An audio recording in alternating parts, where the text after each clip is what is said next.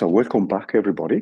And today's topic is essentially about building a variational Monte Carlo program. And we will then discuss some essential ingredients which are central in everything which we're going to do now in the next, basically in the rest of the semester.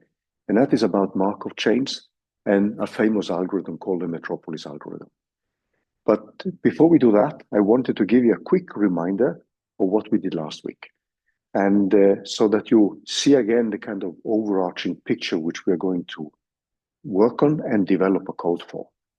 So the part which we did is something which you can find templates for, both a Python template and a C++ template. And I understood from most of you last week that Python is probably going to be the most likely programming language. And the basic thing which we are going to do is to evaluate a multidimensional integral. And this is an expectation value of a given Hamiltonian, where we, since we don't know the exact function, we are putting in a trial function. And that trial function is normally tailored so that we can bake in as much of the known physics as possible. So that's the kind of basic strategy in project 1. For those of you who want to study this with neural networks in project 2, then we are going to replace this trial function with a neural network. And that has been shown to be an extremely powerful approach, which gives results which are basically on the same level as what is called diffusion Monte Carlo, which is seen as a kind of a standard benchmark calculation for many body physics. So in this calculation of the multidimensional integrals, this R is, as we said last week, is a collective container for the positions of all the particles. So if we are going to deal, like in project 1 here, with 100 particles in 3 dimensions, this will be a 300-dimensional integral. And that sounds like task impossible, but that is where Markov chains and Monte Carlo methods come to our rescue. So we will stochastically sample these points. And by this stochastic sampling, which means that we are going to produce random positions, then the hope is that we can evaluate this integral in a meaningful way. The trial function, suppose now that you have the exact function, we went through that last week about the variational theorem, which is a central theorem in quantum mechanics. So if you have the exact solution, you can expand, in principle, you can expand the trial function in terms of that.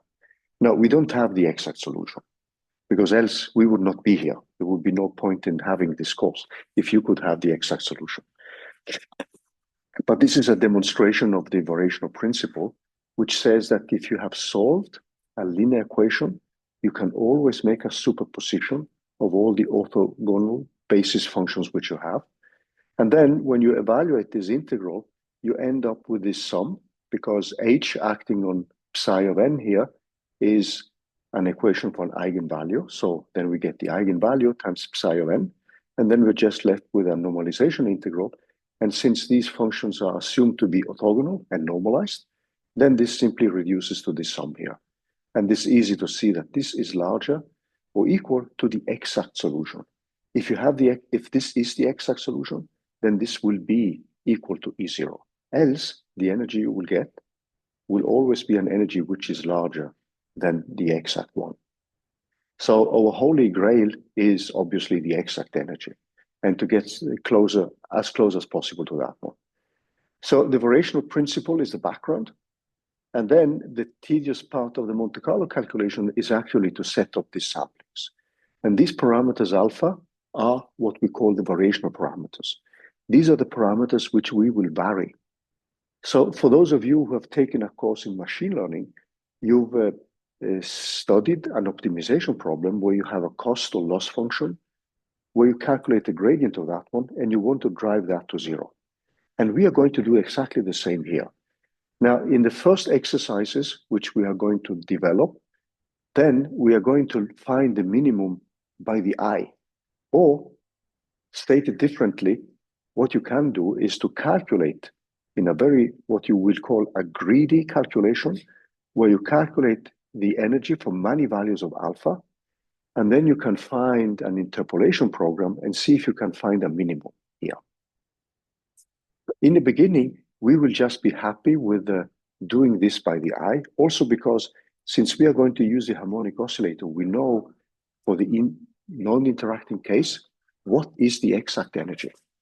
So that is going to be a kind of guideline when we develop our machinery.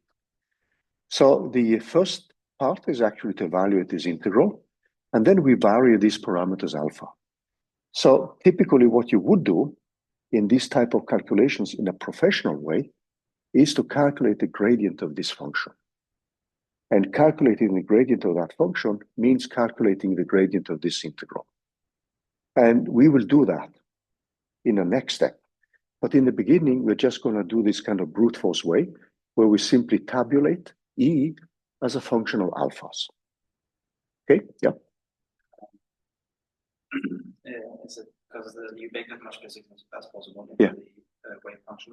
And then we just somewhere in this wave function, we put our parameters, yes, which we vary to them, hopefully converge. Yeah, exactly. So this is the kind of what we would call the brute force by the eye approach. But then later we are going to make this in a more professional and automated way, which means that we will calculate the gradients of these functions. And this is something which we are going to do a little bit later. And since we use a harmonic oscillator, these gradients are a little bit easier to evaluate. And we will essentially just have one parameter in project one. For those of you who want to do this with neural networks, then the number of parameters alpha you will have will be the parameters of a neural network. So that means the weights and the biases. And these can be in the millions. And then this becomes an ugly multidimensional object whose minimum we are seeking. So what we did also last week was to rewrite that integral in terms of what we call the standard statistical way to define an expectation value. Because the quantum mechanical object which you see here, which is a quantum mechanical expectation value, doesn't look like an expectation value in statistics. So what we did then was simply to define the quantum mechanical expectation value. So you will see the denominator here is the same as you have here. And then we simply multiply in here and divide by psi, multiply and divide. So we just introduce 1 in between h and psi complex conjugate. And then we introduce this quantity, which was a local energy. And then we could write everything in terms of a probability times a quantity whose expectation value we want to calculate. So this rewrite gives us now the expectation value of the energy, but now written as a statistical expectation value. And because in statistics, you would have some quantity, let's call it x, and then you could have x to the power of 2, x to the power of 1, which is the mean value, and so on, these different moments. And then you would have a probability distribution times this variable x to the power of something. And this is then approximated by this function here. So that means that at the end, we are simply going to collect a given number of Monte Carlo samples, this n, for different positions in space. That is essentially what we are going to do in this course here, in the first project. And if you replace this trial wave function with a neural network, you are essentially going to do exactly the same. So this is one of the variants for project number 2.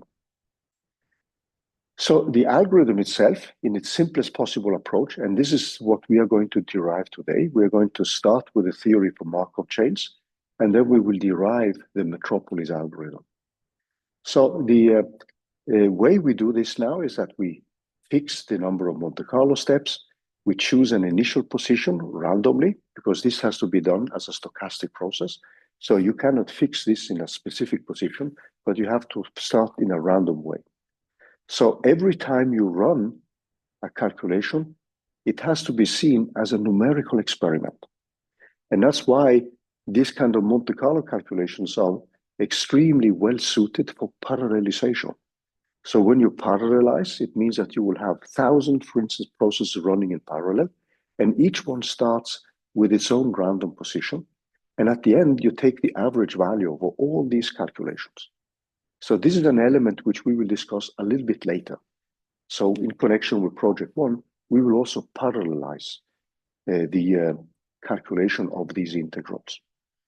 And there's one reason for that, because if we now run one such calculation with a given number of Monte Carlo cycles, and if you do this 1,000 times in parallel, and your single calculation has 1 million Monte Carlo samples, if you do it 1,000 times, you will have 1 billion Monte Carlo samples.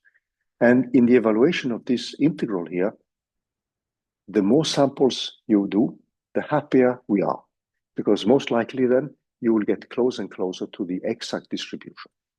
So this is called Bernoulli's law of large numbers in statistics. So the larger n, the better it is.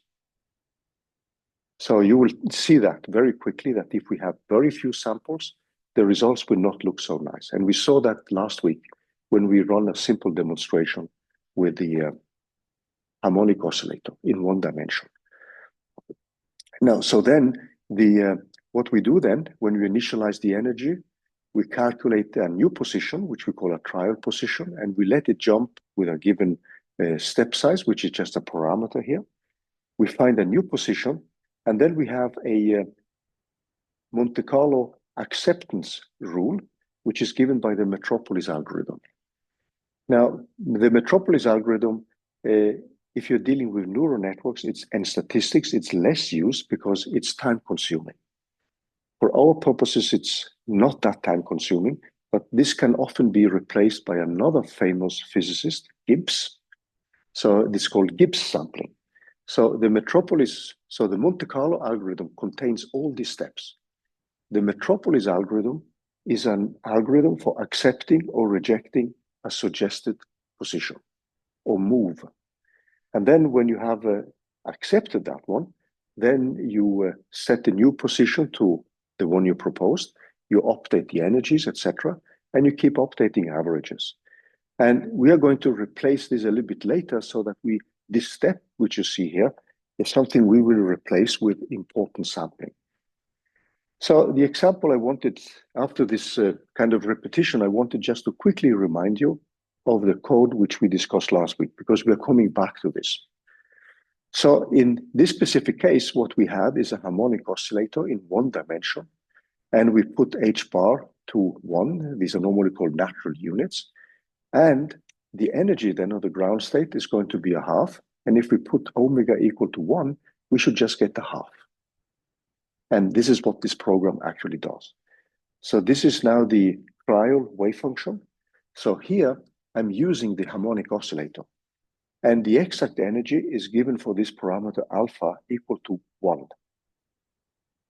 So I'm just putting it in. So alpha is actually proportional to the square root of the frequency, and the h bar times c square root as well, which you can actually show. I can show that also during the lab session. So that results in, if I just plug this into the equation which we have here for the local energy, this one, I take the derivatives, then I get this expression. And in the beginning of project one, you can actually take this program and you can change this so that you can have more than just one particle. And then you can increase it to 2 dimensions. So in 2 dimensions for one particle, the energy is just 1 times omega. If you have it in 3 dimensions, it's 3/2. So there's a factor of 1/2 for every dimension you introduce. If you have 10 particles in 1 dimension, this is 10 times 1/2 for the ground state. So you should just get 5. So these are very simple things which you can implement.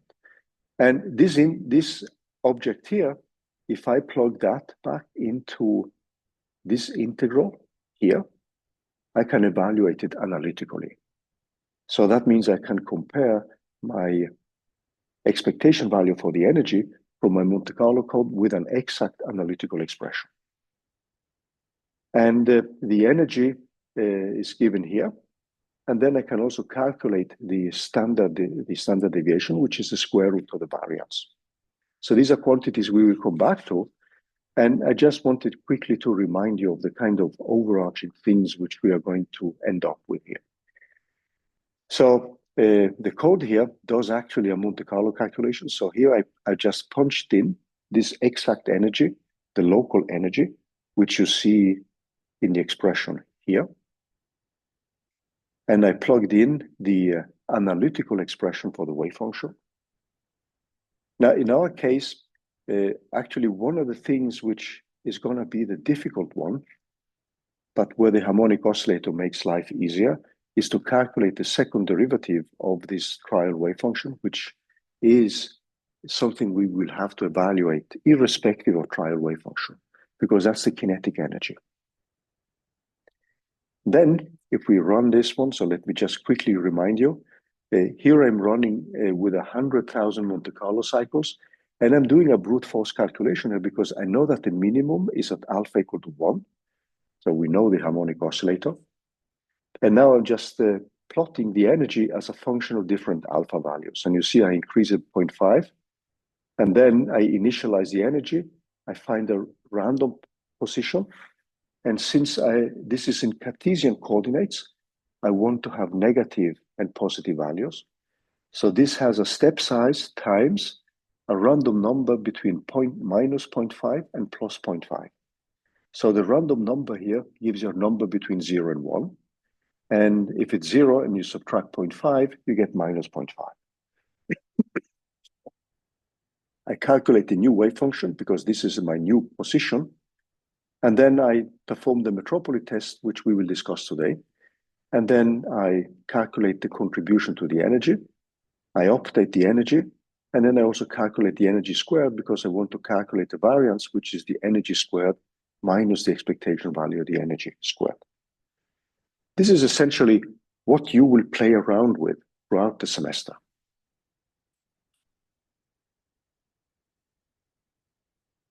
So let's just run this one.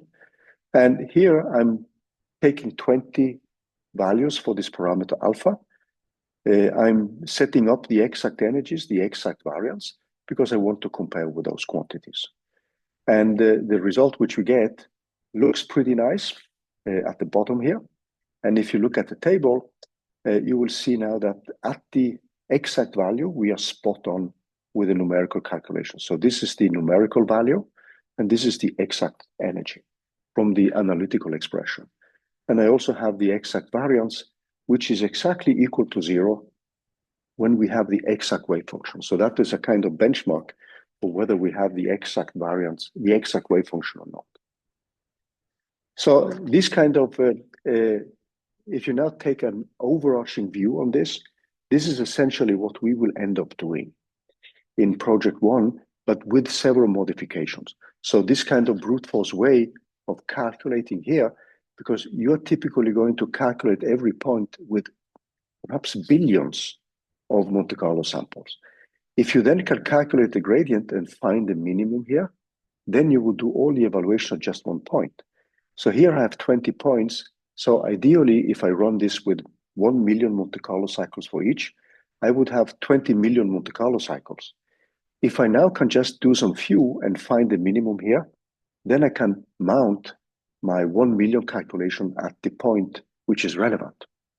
And that is why this kind of brute force way, which we will do in the beginning, is not very, how to say, efficient.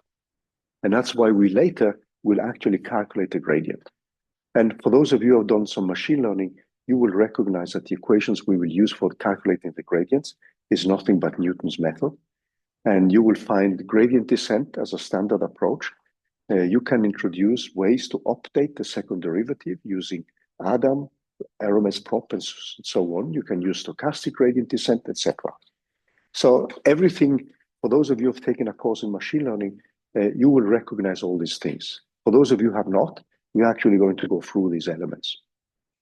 But that's a little bit later. So I just wanted to anticipate some of the things which are going to come here.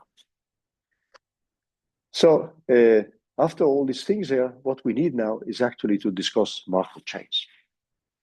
And this is something which we will spend the rest of the lecture today, and also small parts of it next week. And a Markov chain is a central element in all these kind of Monte Carlo simulations.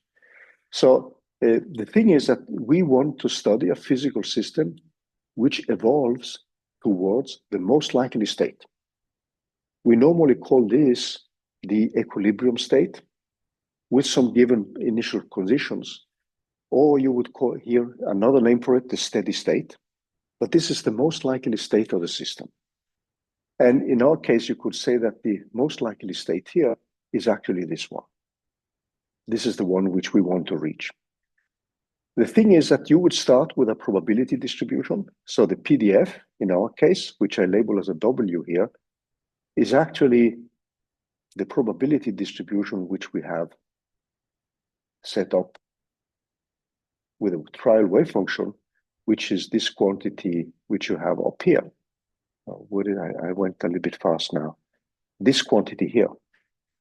That is our trial probability distribution. So what you have is actually a probability distribution which you are modeling. But the thing which you don't know is what is the likelihood of making a jump from one position to a new position.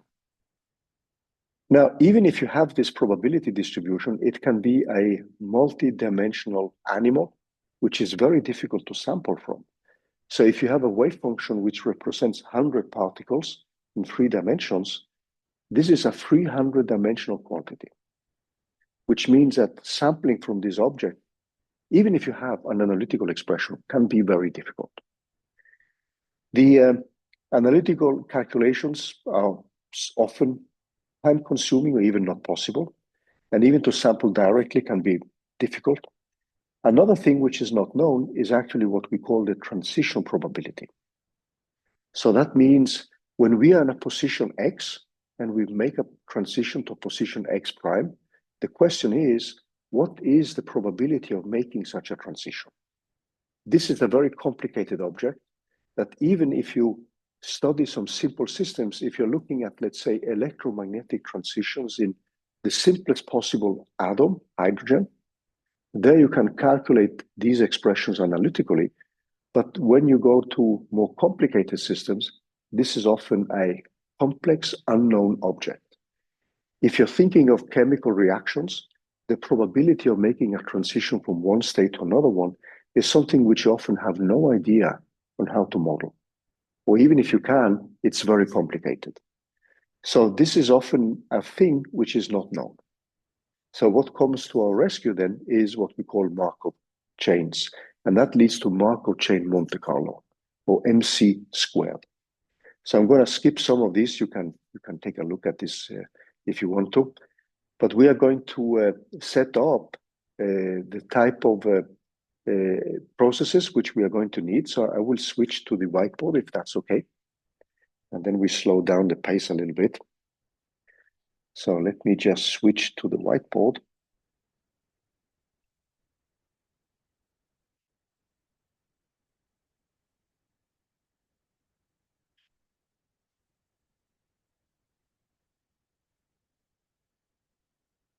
Okay, so what we are going to have now is a probability distribution, which I'm going simply to label as a PDF. That's a probability distribution function. And in the lecture notes, I sometimes label it as this, as a W. In our case, this is the quantum mechanical probability. So what we will have is a probability which depends on the positions of the particles and the different parameters. So I'm setting this alpha up as a vector because it's a parameter which I can actually have a vector which contains more than one variational parameter. And this is given by the quantum mechanical definition of a probability, where I have this trial wave function, and this is squared. And then since we don't know whether this is normalized, then we need to normalize it.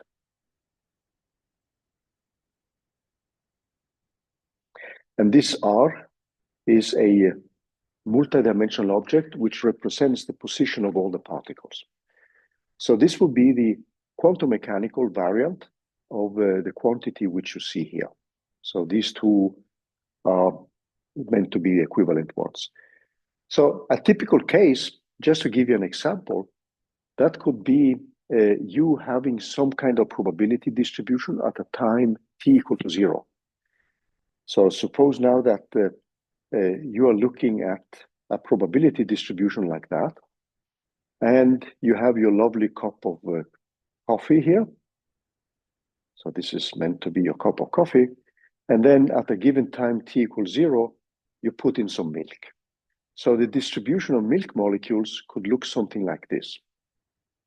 And then you're asking yourself, what is the distribution going to look like after some time t? What we know from experience is that if you put a drop of milk, these milk molecules will spread out through the liquid. And at a certain time, what you would have at a time, so this will be time t equals 0, and then at a given time t prime, what you will have would be everything here getting this kind of milkish-like color. So your probability distribution would then be something which is much broader. So what you have then is a probability distribution where you go from x of t equal to 0, you're making a transition over to some x at a time t, and this is normally called the steady state or the equilibrium distribution. So the system has reached an equilibrium, and we know that if we put some milk into your cup of coffee, after some time, the equilibrium situation is defined by your cup of coffee having milk molecules spread out all over, okay? Does that sound as a reasonable first example? So if we now look at the Markov chain process here, the way we can look at this, and this is actually the theory of Markov chains. And the theory is actually pretty, I mean, in its initial form, it's actually pretty easy. So we can now think of a probability of being in a state I. Probability, I'm going to make this a little bit simpler for notational convenience. Probability to be in state, so this could be a position I, x of I, to be in state I at a time t. So this would be something like a wi of t. So instead of having this x, I'm now thinking of I as being a specific state the system is in. And what we would have then is after a step, epsilon, what we would have next is a wi of t plus epsilon. So then I've made a new step, and there is a probability of being in a position I. Now, this quantity, if I look at the Markov chain, this is defined by a sum over j, and there is a quantity which we're going to define now, which is called the transition probability. So what we have here is the probability at a time t, the previous time. So we have advanced at a time t plus epsilon here. Now the quantity which you see in here, this quantity is called a transition probability.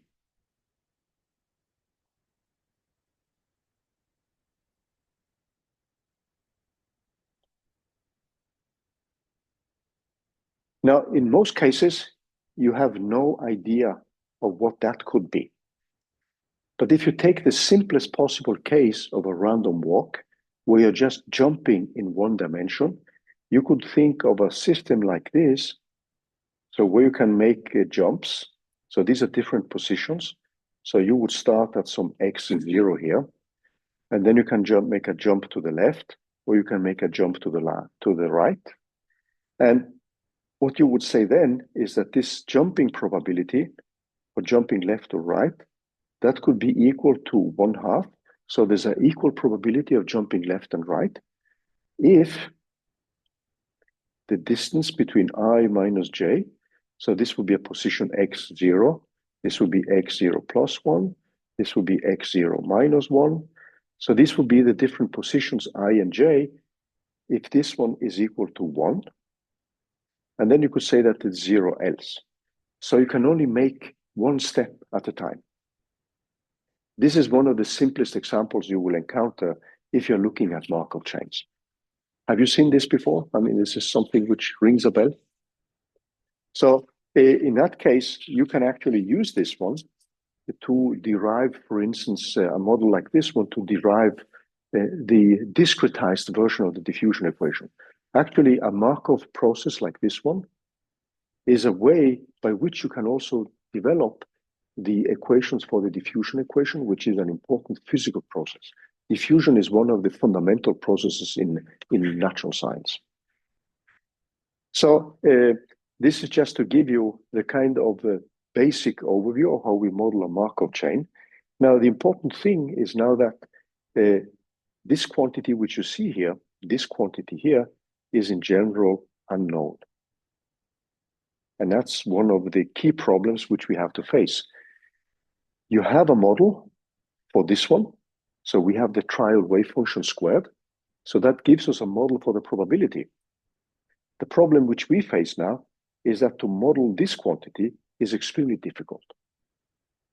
And this is where Markov chains and the Metropolis algorithm come to our rescue. So we can actually model this system with the Metropolis algorithm without knowing what this quantity is. So I'm going to derive this in a few steps which are coming. But before we do that, I need to give you some basic elements of mathematical elements of the quantities Wij and the probability distribution. So both the transition probability and the other probability, they are probabilities. So this Wij is a matrix. So this is just the coefficient for the matrix. And for some of you who are used with neural networks, you could think of this as a weight matrix, which just connects different points. And this is leads to a stochastic matrix, W, which is a stochastic matrix.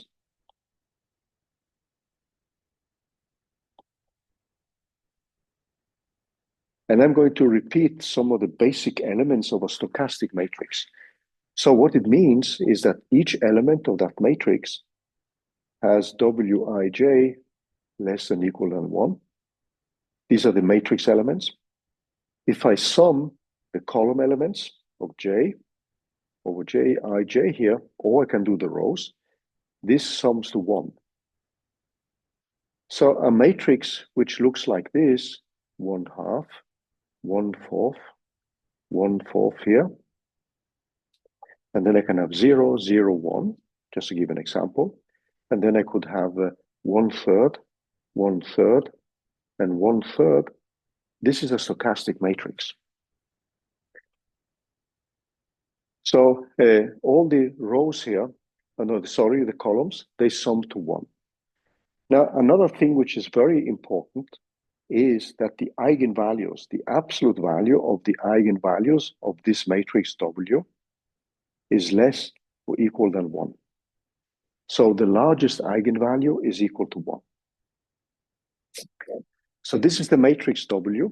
If I now, so this should in principle be an uppercase letter. So I hope you can distinguish that one from the other probability. Now, also what I have is that the probability distribution itself, which I use with a lowercase letter, is also something which, when I sum up all the Wi's, they sum up to 1.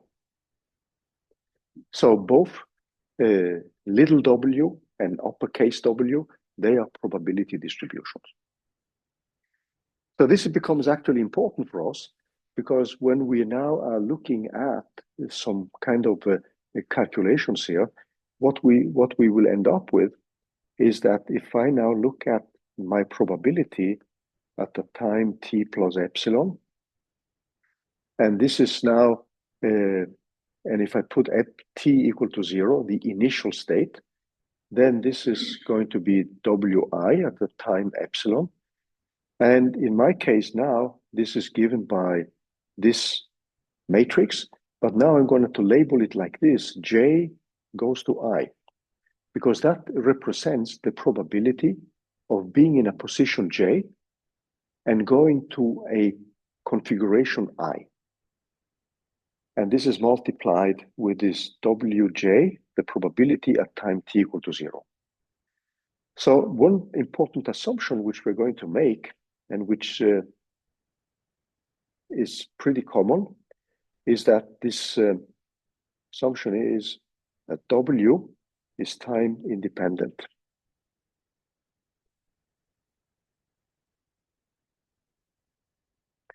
You can add a time dependence, but that will complicate things considerably. So what that means is that I can actually write this Wi epsilon, one of these possibilities, as a sum here over all these different transitions, which I can make, times j equal to 0.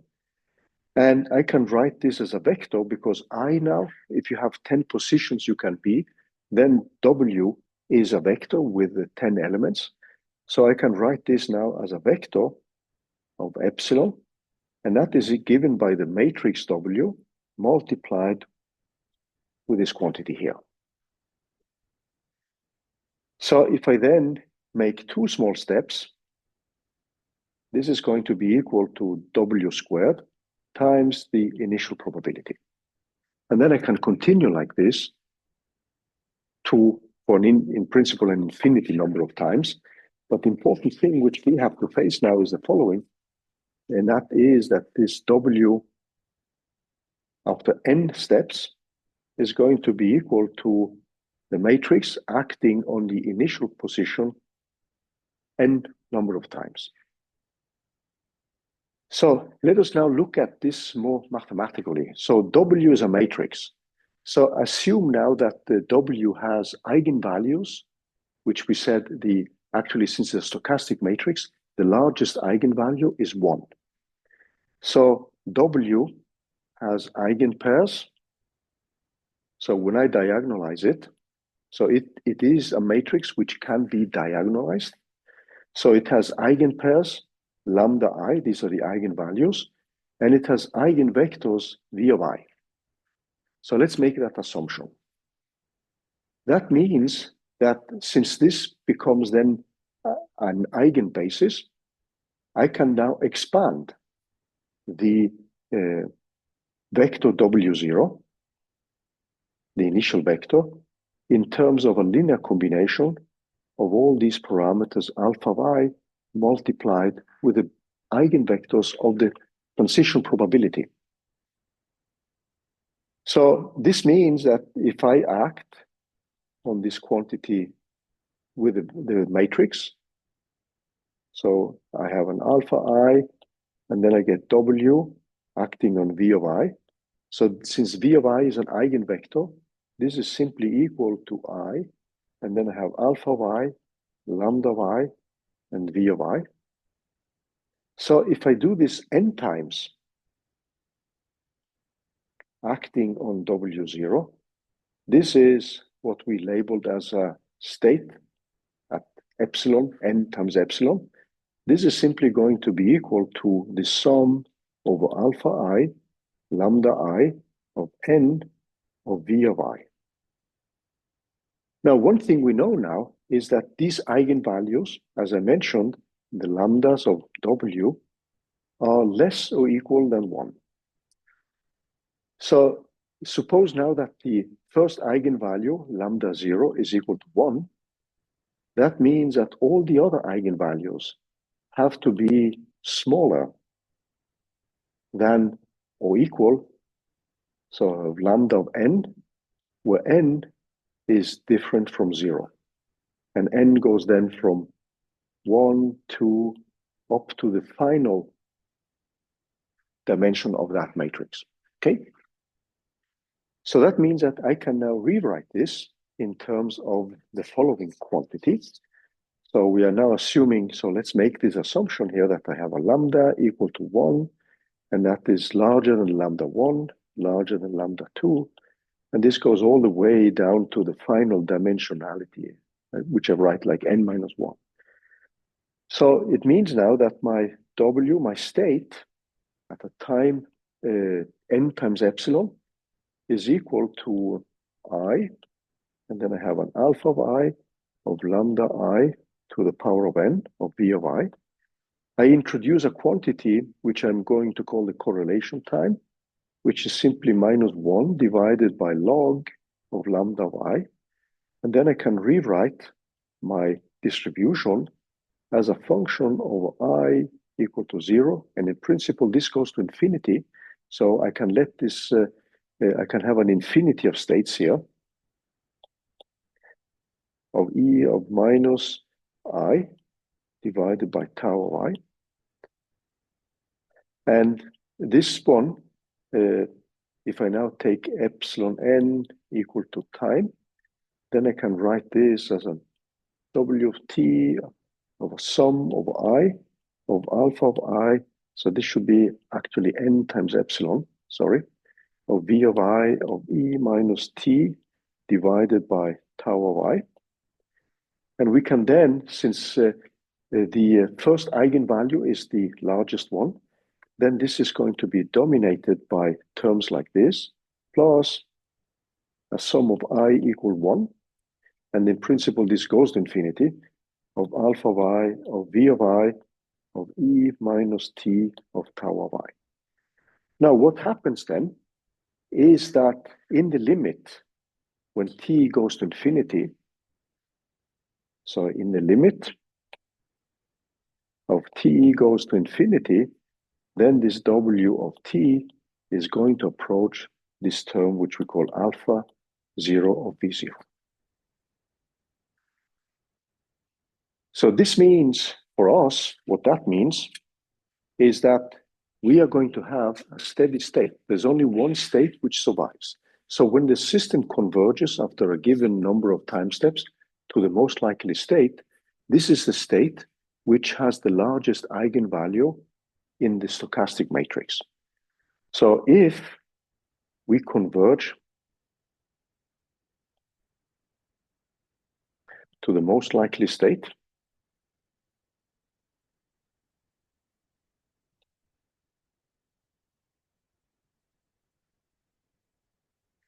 then this corresponds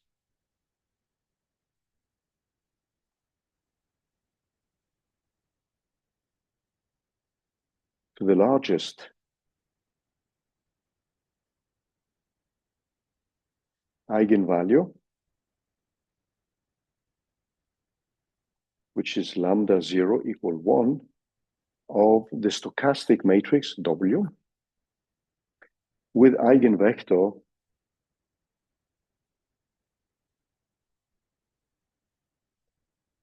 V0 times this alpha 0 here. So what we have then is that in the limit of t goes to infinity, then this W becomes time independent. So in this limit,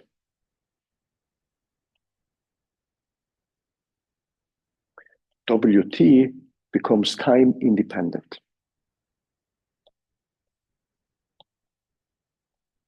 So we have then reached the equilibrium situation.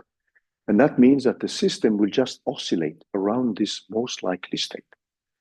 So if it converges, if the stochastic process solely converges, it will converge towards the state which has the largest eigenvalue of the transition probability. Now, one of the problems in this limit becomes time independent. And that means that if we now look at this Markov chain process, what we have then is that when I act with this one on Wt, this becomes the same as the matrix times a quantity W, which is time independent. And that is equal to the vector Wt. Because this quantity here is actually equal to Wt. It becomes time independent. And you see then that this is what you have here is nothing but an eigenvalue problem where the eigenvalue lambda is equal to 1. So this is the mathematical definition of the most likely state when you have performed a Markov chain. Now, in those cases where you have an expression for this W, this matrix here, then you can actually calculate these eigenvalues and eigenvectors. So if I were to give you a matrix like this one, the one which we had here, if you look at this one and you calculate the eigenvalues, you will actually see that the eigenvalue, the largest one of this matrix, is going to be 1.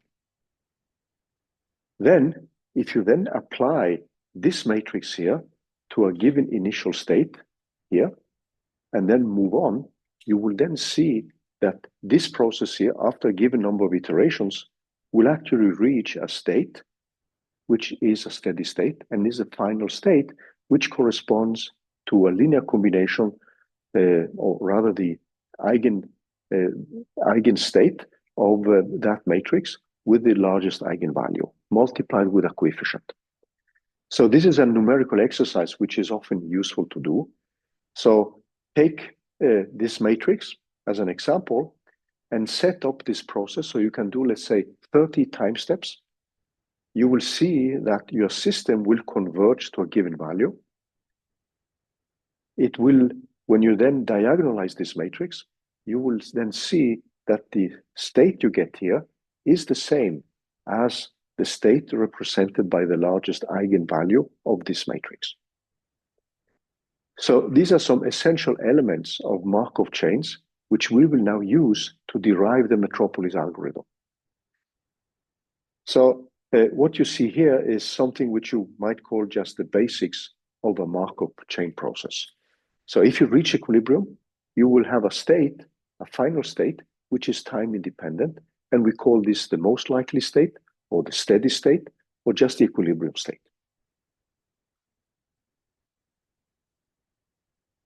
So sometimes when you take a course in linear algebra, some of the teachers may discuss stochastic matrices.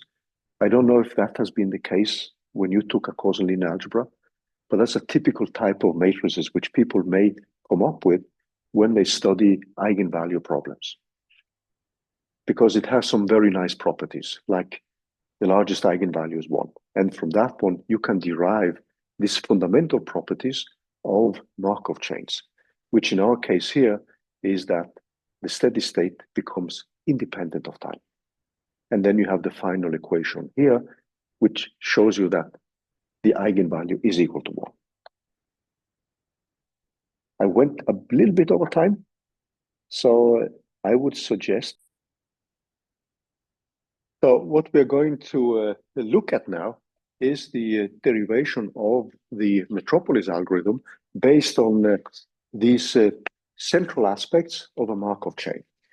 So what we did then was simply to state here that when we have reached the most steady, most likely state, then the system is in what we call an equilibrium. Sorry. And then the distribution itself becomes time independent. And that is a description of, or definition of, what we call as steady state. So the thing which we are interested in now is actually to discuss the Metropolis algorithm itself.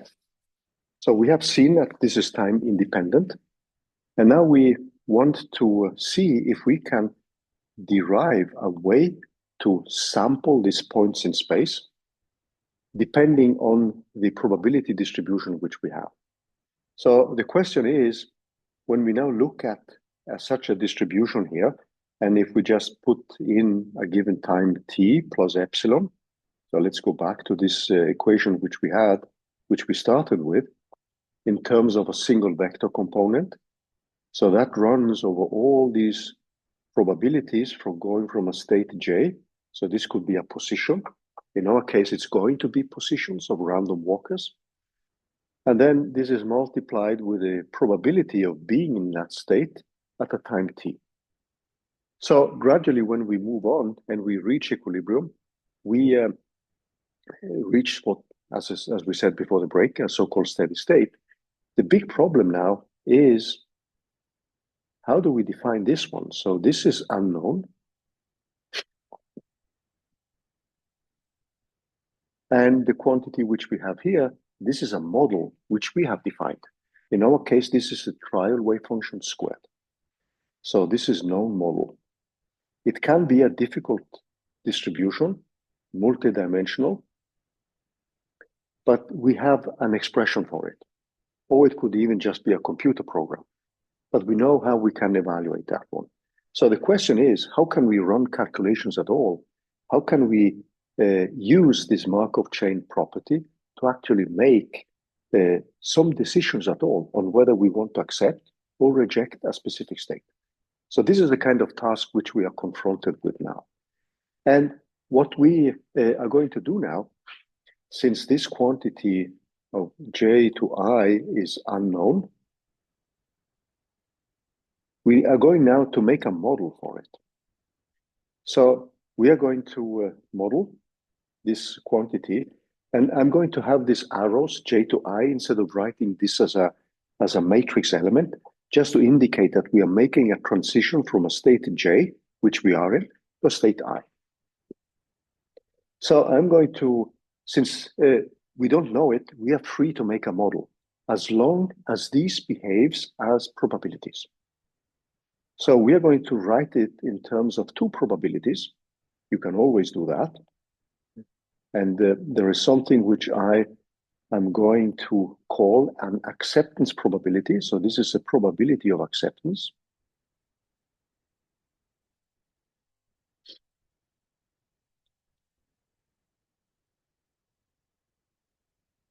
And this is something which I'm going to call the probability of making a transition.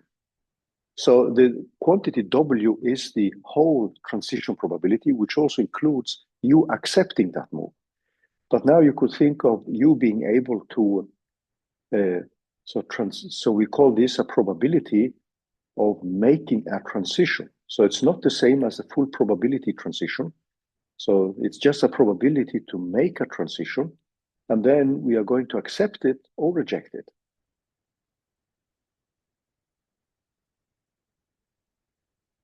You can always, yes? Is it now a capital J? No, this is just a low letter J. Okay. So, J's. yeah. So these are now probabilities. So it means that if I look at the specific element here, so this TJI, if we have a matrix, this will be expressed by a matrix. These are stochastic in principle. They are elements of a stochastic matrix.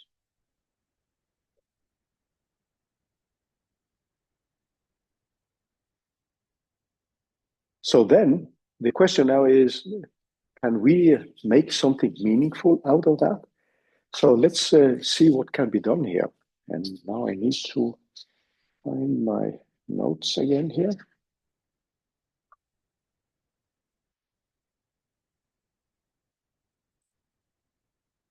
So what I'm going to do now is the following. We are going to rewrite this quantity which we have, I, at the time t,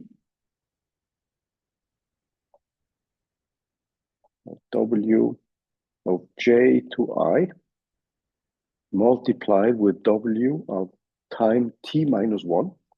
So we are now discretizing these time steps. So previously I just put an epsilon, an infinitesimal step.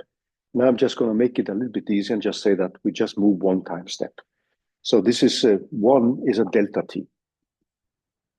So when I accept it with a given probability, so I can accept a specific move to a state.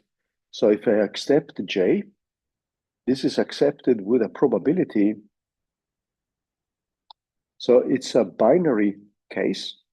So it's accepted with a probability of a. So if I go to j, that means that I start with I and I go to j, okay? If I replace j with I, then I have to reverse this one, okay? Now, this is a binary case. I either accept moving or I reject. So that means that the probability of rejecting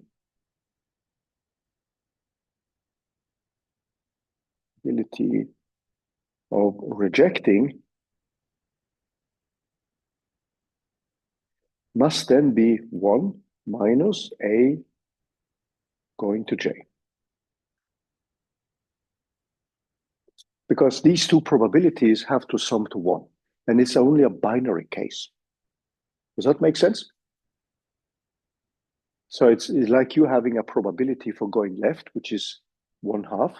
Then clearly the probability going right has to be 1/2, because 1/2 plus 1/2 is the sum of the probabilities, and it's summed to 1.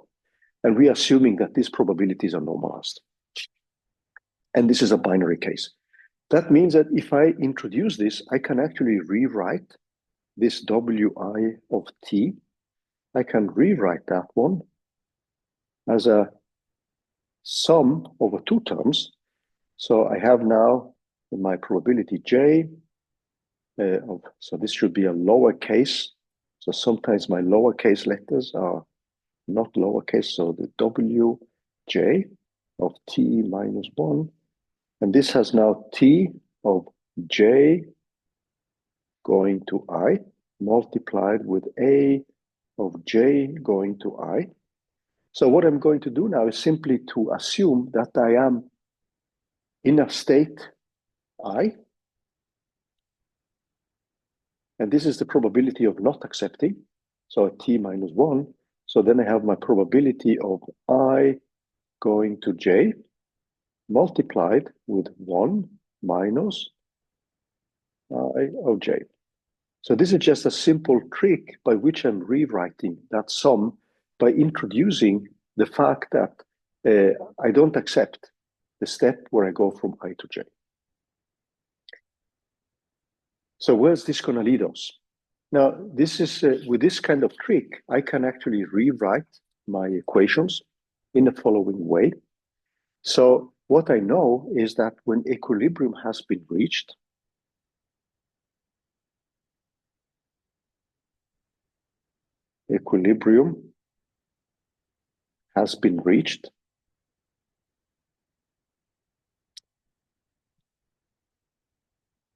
what happens then is that this Wi at a time t is equal to Wi at a time t minus 1. So that's one of the criteria of equilibrium.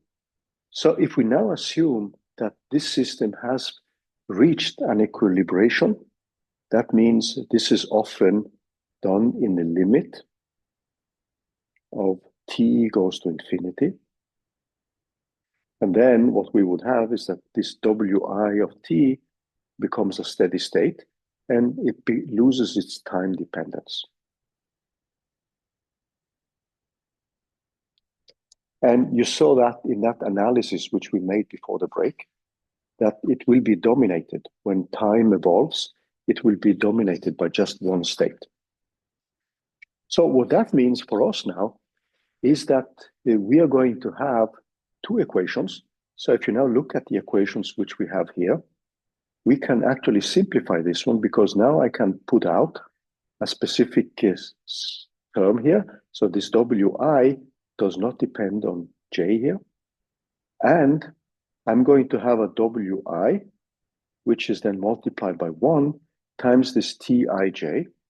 Now this Tij, when I'm summing over j, is going to be a sum over all the probabilities, which means that that summation of these terms here, there will be a term with Wi times Tij, but multiplied with 1, which then will simply become Wi, because the sum here over these events, due to the fact that this is a probability, it will just sum up to 1.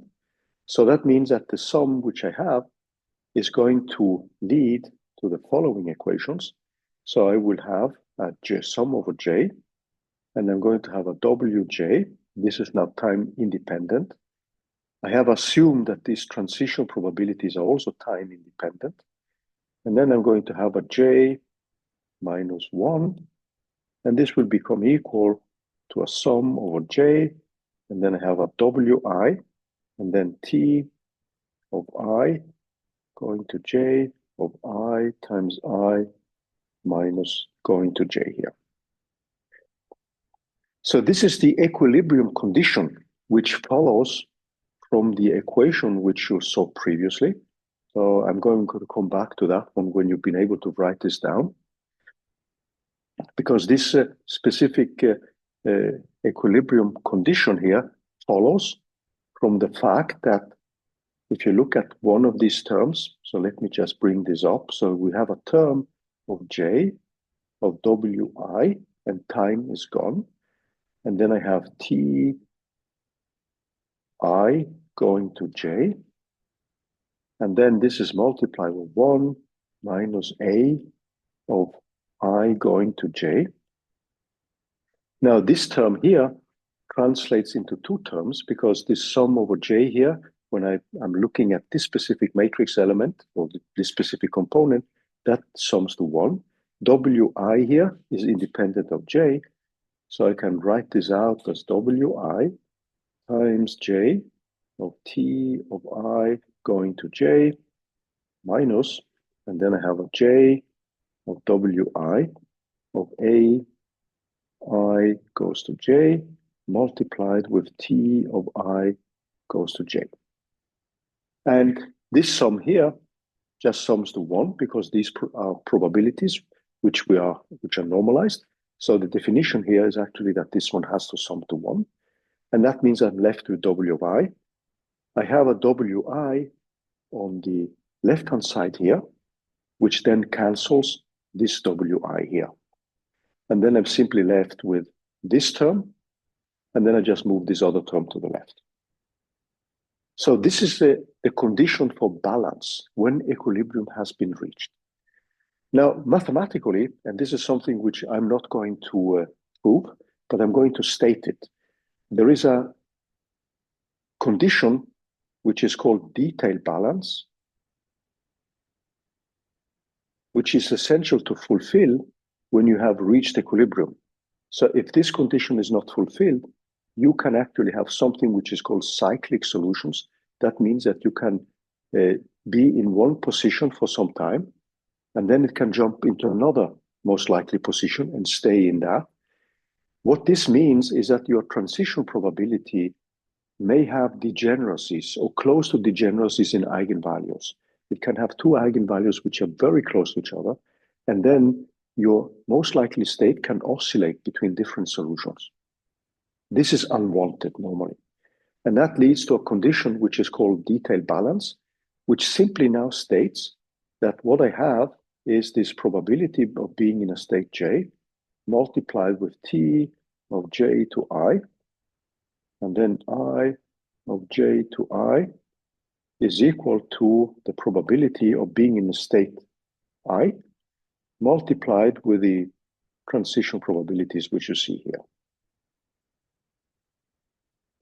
Now comes a very important aspect here, because if I look at the ratios, so I is my new position. What I get is that Wi divided by Wj, and this quantity is actually known because I have an expression for the probabilities. So the ratio is known, and this ratio is the one which is used to derive the Metropolis algorithm. So if I put everything in here, what I get now is a probability here, which goes like T of J to I of J to I. And then I say that I have T of I going to J of I going to J. Okay. There are several interesting things here. So this probability distribution is known. There is more to the picture here. And let's just look at one ingredient first, which actually makes our calculations much easier. So in our case, this Wi goes over to a quantum mechanical distribution of being in a state I, a position, and then we have these parameters alpha. And that's given by the quantum mechanical ansatz which we have, divided by the norm. And now I'm just getting a little bit lazy here. I just write it like this. Okay. Now you see one big problem here. I'm actually going to bring up another one. So this is a small digression. So if you do statistical physics, so statistical mechanics or statistical physics, then this probability goes over to a probability as a function of temperature. And this is given by E to the minus, and then I have inverse temperature and Boltzmann's constant times the energy. But then there is a normalization constant, which many of you have encountered, which is called the partition function. Is that a familiar quantity, the partition function? So the partition function is nothing but a normalization constant for a probability. So that is a sum over all the possible states the system can be in. Now, our problem here is that even for the most trivial cases, this denominator is something we are not able to evaluate. If you look at the probability distribution, because we are making a model, right? So if I want to use this probability distribution and sample from that one, in principle, I need to calculate the denominator. So if I have 100 bosons, like in project 1, in 3 dimensions, this is a 300-dimensional integrals. And if I'm going to make 1 million Monte Carlo cycles, then obviously I will have to pre-calculate this quantity, but it's a big integral. And I want to avoid that. So one benefit with this ratio now is that I have probability Wi divided by probability that one, which in our case translates into the ratios between probabilities of Ri squared divided. And you see now that the denominator disappears because that's just a constant. So one of the benefits I have, even though this is an involved calculation, one of the benefits is that I don't need to think of the evaluation of the normalization constant because I'm looking at ratios of the wave functions. So that's one benefit of doing this. Okay, but still, even if I can calculate the ratio, I have no idea about these quantities, what they look like. Because as I said, the probability of making a transition can, if you think of a chemical reaction, that can involve a multitude of complicated processes, which even if we could write down the equations for it, would be very complicated to evaluate every time we suggest a new move. And keep in mind that this ratio here, if we do 1 million Monte Carlo cycles, we are going to evaluate that ratio 1 million times. So clearly to evaluate a complicated function 1 million times is something we would like to avoid. So how can we get around here? Now we are going to make one approximations first. So the first approximation, and that leads to what is called the simple or brute force Metropolis algorithm. But this can be dictated by the physics, simple or brute force. Brute force sampling, and this gives the Metropolis sampling. And that's to assume that there is a symmetry. So that means that the probability of going from I to J is the same as the probability of going from J to I. So sometimes if you're dealing with things which are emission or have some specific symmetries, this is actually something you can implement. So let's make this simplification first. And this leads to the following. So the only thing we need to do now is to evaluate the acceptance. So this is an acceptance rate for going for these from these different positions. Now, we don't know anything about this A of J here, right? So that's a big problem. And the question is now, how do we actually perform these calculations? So later, we're actually going to, if you look at this, if Tij not equal to Tji, this will lead to what we are going to call later, and that comes next week, which is called importance sampling. Because then we are going to guide this sampling by some knowledge of the system. Right now, we just take a very relaxed attitude and say we don't know this process. We just simply assume that it is symmetric, and we ignore the transition probability, and we just compute the acceptance probability. So if we now look at an efficient way of making these acceptance of a suggested move. So let's now look at this quantity Wi. We are in a state Wj, and we now want to evaluate this in an efficient way. So there are actually many ways of doing that. And let's now look at a simple example. So suppose now that we have a Gaussian probability, and this is in one dimension, and we initialize our system.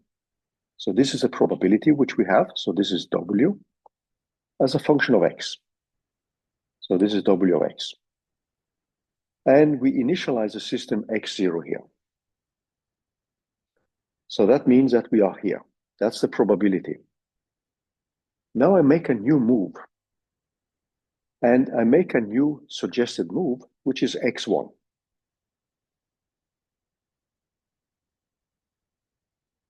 So that gives me this probability. So I'm moving from W0 to W1. So what about the ratio W0 and W1? Is that larger than 1 or less than 1? So this is larger than 1.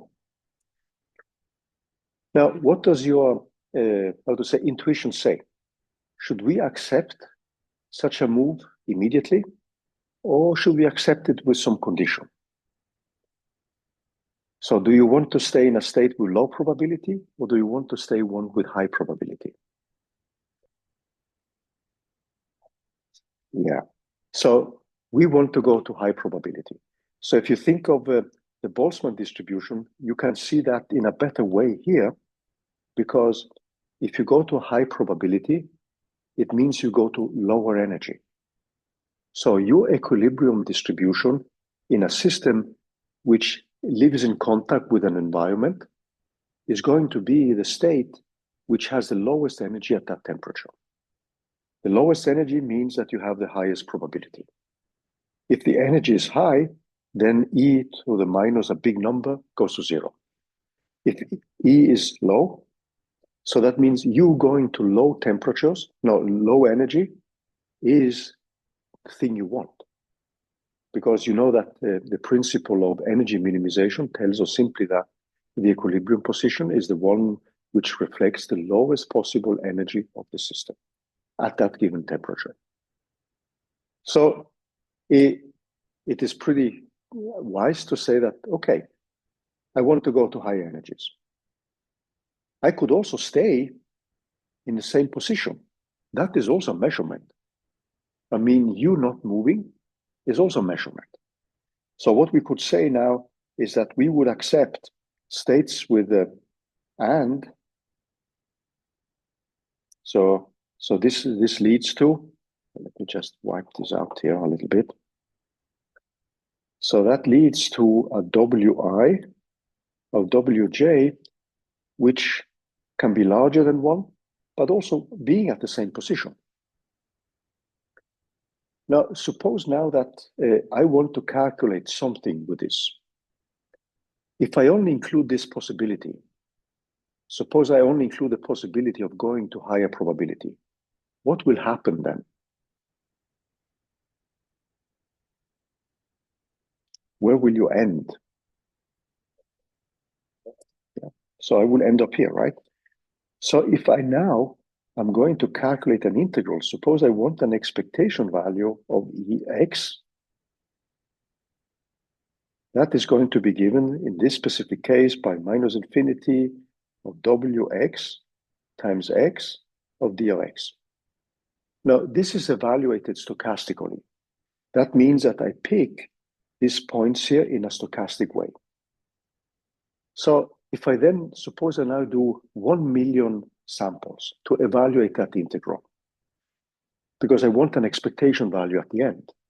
So if I do 1 million and it takes me only 10 steps to get here, that means that I will have close to 1 million points where I'm just here. And that clearly will give me the wrong expression for that integral, right? So it means that I also need to consider the case, must also consider, because else we are just moving to the highest probability. So we must also consider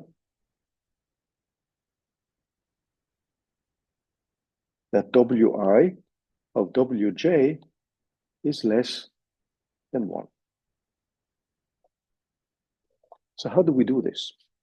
So the Metropolis algorithm is an efficient way of implementing our lack of knowledge. So this is how it goes now. This is just one possible choice. Metropolis choice. I just call it the Metropolis choice because that's a way to implement these 3 options. Larger than 1, equal to 1, you stay in the same place. That's also a measurement. Or it's smaller than 1. So how do we do this? Now we know one thing, that if we have this ratio here of Wi larger than 1, what that means, if I think of the ratios here, Aj I of Ai goes to J has to be larger than 1. Now what we know is that these probabilities, they range, since these are normalized quantities, they range from 0 to 1. So the Metropolis test then is simply to state that if this is larger than 1, so if Wi larger than 1, what we do then is that we set Aj to I to its maximum value, which is equal to 1. Because then we know that going the other way must be 1 minus Aj to I, right? And that means that this other probability must be smaller. So this Aij, which you have here, must be smaller than this quantity which we had up here. So it means that this quantity here must then be smaller than 1. You can actually make this a little bit different, but this is what people have found is the one which gives you the most efficient way of sampling. And then I would do the same thing with the equal to 1. Then I just put it to 1. But then the probabilities are the same. So that means that the only thing I have left then, if I look at this Wi of Wj, which is equal to Aj going to I of Ai going to J smaller than 1, then I just put this one equal to 1.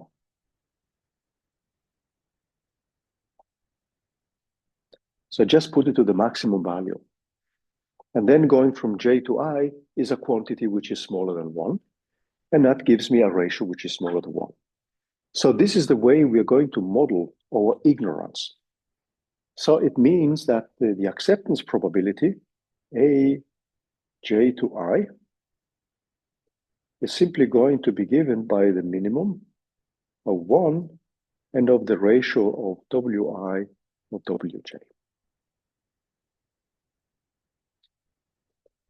And the way we typically do that is to pick a random number between 0 and 1.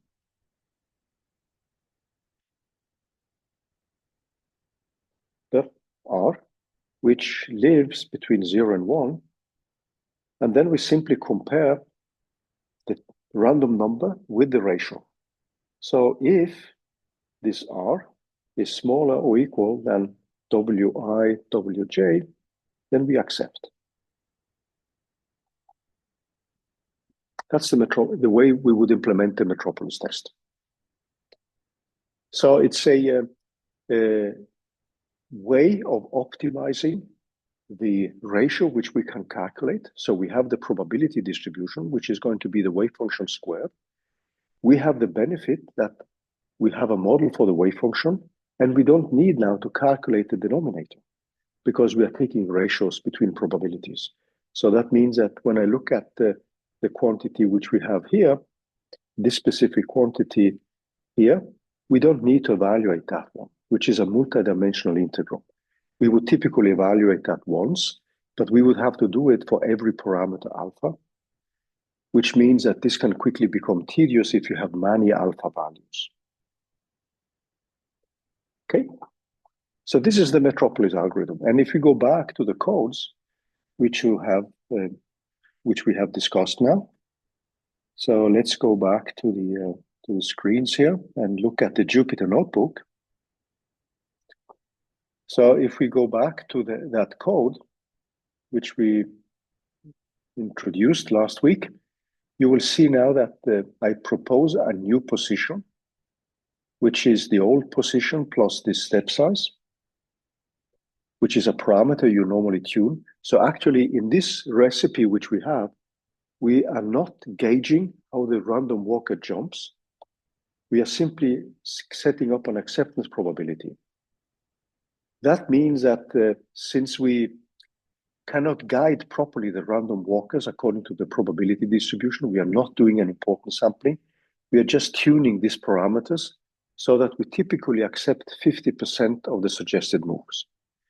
There is nothing deeper than that, than just coin tossing. So when you tune, so we would typically tune this parameter so that you roughly accept 50%. If you do importance sampling, on the other hand, so that means that you would guide the random walker properly, then this step size is not needed, and you will often get an acceptance of the suggested moves because you're proposing moves according to where the probability is non-zero in the evaluation of the integral. And then you're proposing moves where it's very likely that you will not include zeros in the calculations of an integral. And then you will get an acceptance of 95, 99% quick, typically. So you don't waste cycles. But then you have to calculate this transition probability. So in this specific case, what we have now, and you see the algorithms, position, old step size, you calculate a new wave function. I find a random number between 0 and 1, and I compare that one to the ratios of the two wave functions. This is also something which can be optimized, because in this case, the wave function is an exponential. And right now, I'm just calculating the wave function squared, divided by the wave function squared. This can actually be optimized, this ratio here. But this is done more for pedagogical purposes. Then, if this is the case, the old position becomes a new one. The old wave function becomes a new one here. I update the energy, and then I calculate, add to that one, the new contribution to the energy, and then I do the same for the energy squared. And I use this quantity to calculate the final expectation values, which is just the accumulated numbers here divided by the total number of Monte Carlo cycles. And the same with E squared, and E squared is used to calculate the variance. And then the error is just the standard deviation, which is the square root of the variance. This is the essence of the brute force Monte Carlo evaluation.